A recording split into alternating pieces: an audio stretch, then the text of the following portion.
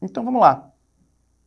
Como é que a gente separa aí, organiza o pensamento em coluna, né? Pelo menos as principais síndromes, o que mais aparece pra gente na prova. Vamos organizar nossa revisão assim, ó. Distúrbios traumáticos e não traumáticos. Dos não traumáticos, a gente vê os que têm dor, e aí é hérnia, estenose, espondilolistese, os de causas musculares e os que têm deformidade. Deformidade a gente vê escoliose aqui em aula, né? E em casa vocês revisam aí a cifose de Scheuermann, né? De Scheuermann, tá? Que é um tema que vez ou outra aparece, vale a pena fazer essa revisão. Na parte traumatológica, a gente tem as fraturas cervicais altas e baixas e as fraturas tóraco-lombares. Então vamos começar aí com as fraturas, a parte traumatológica. Então, trauma raquimedular. Gente, dos politraumas, né, dos grandes traumas, até 5% cursam com lesão da coluna, né, e desses 5%, até 50% lesam a coluna cervical. Então é o local mais comum de lesão, né, geralmente acidente automobilístico. A gente tem uma série de detalhes aqui para revisar com vocês. A primeira coisa é a gente avaliar aí, a gente vai precisar muito dessa escala, a escala de força, né?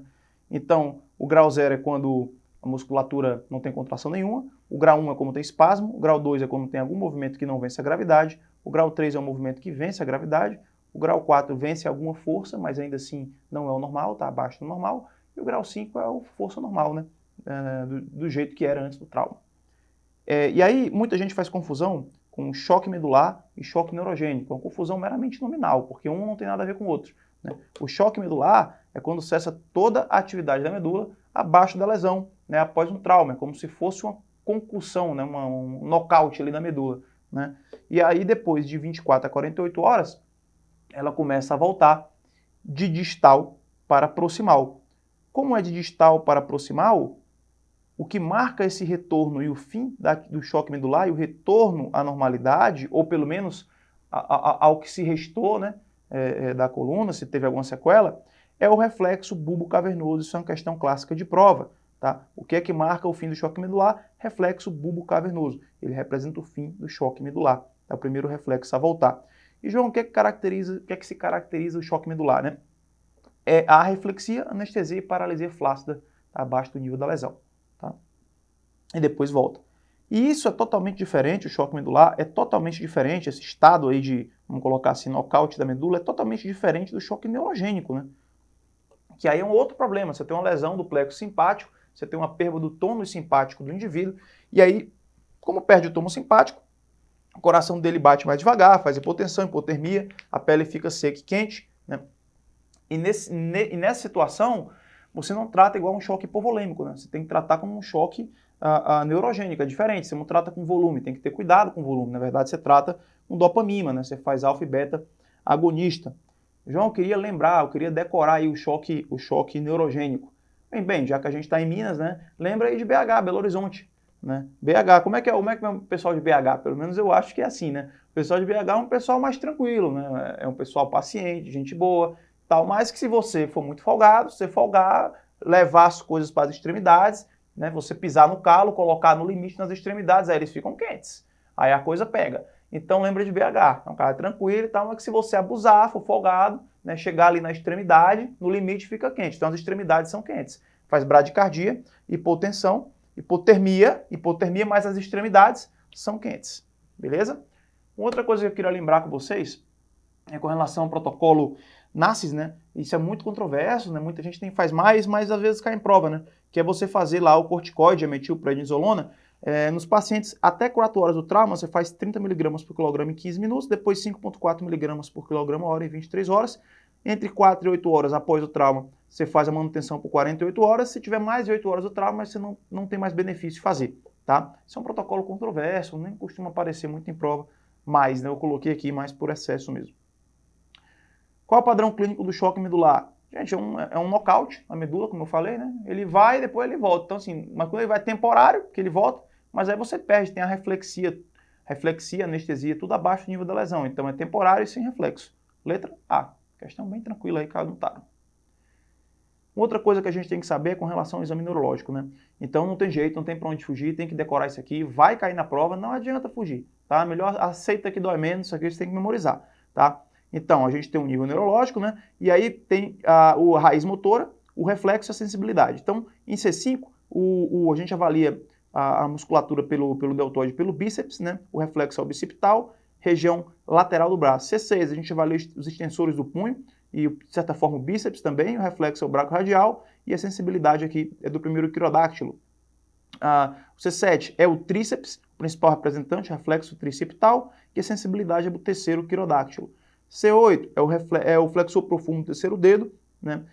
O reflexo a gente não avalia e o quinto dedo é a região sensitiva. E T1 é o adutor do quinto dedo, tá? E a região sensitiva é a região medial do cotovelo. E aí eu queria que você guardasse pelo menos esse. Com relação ao membro inferior, mesma coisa, né? Em L1, né, a gente avalia aí a parte sensitiva e a região proximal, anterior da coxa. Em L2, o músculo é o ilho-psoas, né, e aí representado a sensibilidade pelo terço médio anterior da coxa. L3 é o quadríceps, né, o reflexo é o adutor, né, e aí você avalia a sensibilidade no côndilo femoral medial. O L4 é o tibial anterior, né, o reflexo patelar, e a sensibilidade você pode avaliar no malelo medial. O L5 é o extensor longo do hálux, né, o reflexo a gente não avalia, e você pode avaliar a sensibilidade pelo dorso da articulação, metatarsofalangeal no terceiro dedo, ou dorso do pé mesmo, tá? S1 é o tríceps sural, né, o tendão de Aquiles, reflexo aquileu, você avalia a sensibilidade na porção lateral do calcâneo. S2 é a linha média da fossa poplítea, S3 é a tuberosidade esquiática, S4, S5 é a região perianal. Perfeito? Esses aqui que a gente separou, a gente colocou, tem que memorizar. João, é muita coisa, então experimenta pegar aquela tabela lá do Rockwood que tem lá, aí você vai ter que decorar todos, né? Isso aqui já é selecionado, isso aqui é para facilitar a vida já, tá? Vamos lá. E aí você avalia, né, o nível neurológico, você avalia reflexo, sensibilidade, motricidade, e aí você consegue classificar de acordo com Frenkel e Asier, né? A classificação de Frenkel da Asier, né? Como é que funciona? A grande pegadinha dessa classificação é que ela vai do pior para o melhor, né? A gente está acostumado a começar pelo melhor e conforme o grau vai aumentando, vai piorando. Aqui não. Aqui o pior nível é o A. Então ela vai do A, que é o pior, em direção ao melhor, que é o E. Então A é quando a gente tem completa ausência de motricidade e sensibilidade. O B, a gente tem sensibilidade, mas não tem motricidade. O C, a gente tem a sensibilidade, tá? E alguma motricidade, mas ela é não funcional. Ela não vence ali a gravidade, ou pelo menos ela segura apenas a gravidade.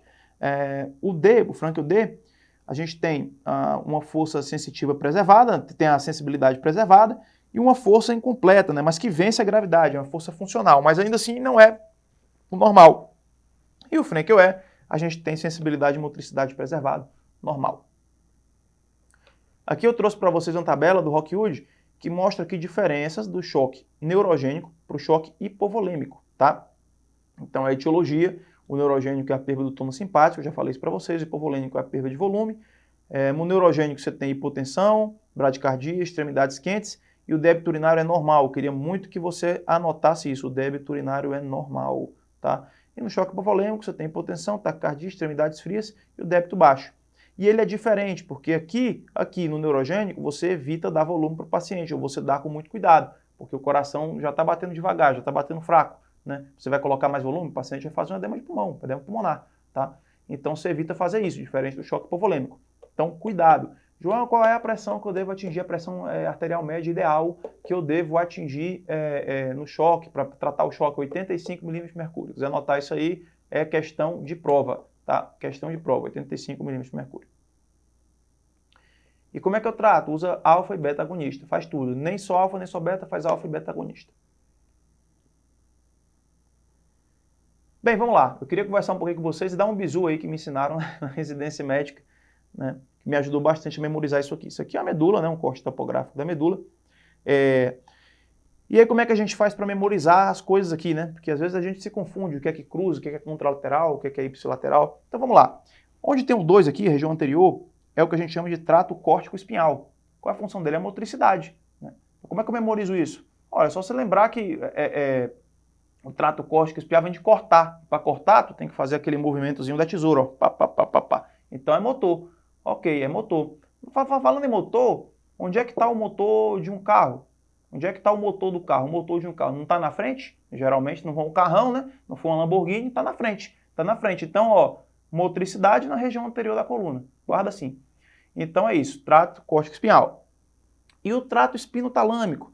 O trato espinotalâmico é o seguinte, ele é responsável pela temperatura e pela dor. O que é que a gente faz para decorar aí? O trato espinotalâmico, a gente decora assim, ó, espino, tá, esse T aqui, ó, é de temperatura. E dor e temperatura geralmente está associado com dor, né? Ah, João, não tá não. Tá sim, não estraga meu bizu não. Temperatura está associado com dor, tá? Sendo que temperatura e dor, eles são contralaterais, tá? Então eles cruzam na medula e vão para a contralateral. Para te ajudar a decorar, temperatura e dor, eles vão, é terrível isso, do outro lado. Me falaram isso na residência também e eu nunca mais esqueci. Temperatura e dor vão do outro lado, então vão para o outro lado, tá? São contralaterais. E por fim a gente tem aqui, ó, a região posterior, né, que é o fascículo grácil e o cuneiforme, tá? Para te ajudar a memorizar, você memoriza assim, né? O grácil está mais no meio e o cuneiforme está mais para lateral. Ou, se você quiser memorizar assim, né? No meio está a gracinha fica no meio. Então, o grácil está no meio. Ou tem outra maneira interessante de você guardar isso aqui. É o seguinte,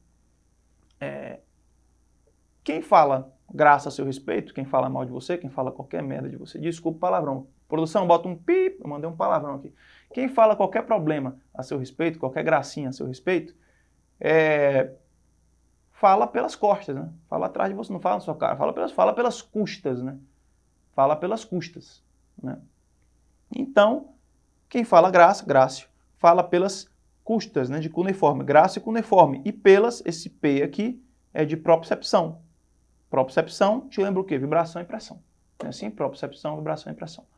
Ah, João, difícil. Melhor, então, é só para te ajudar. Se você não quiser esse bizu, beleza, decora na marra aí, mas tem que saber, tá bom? Dor e temperatura, do outro lado, é contralateral. Tranquilo?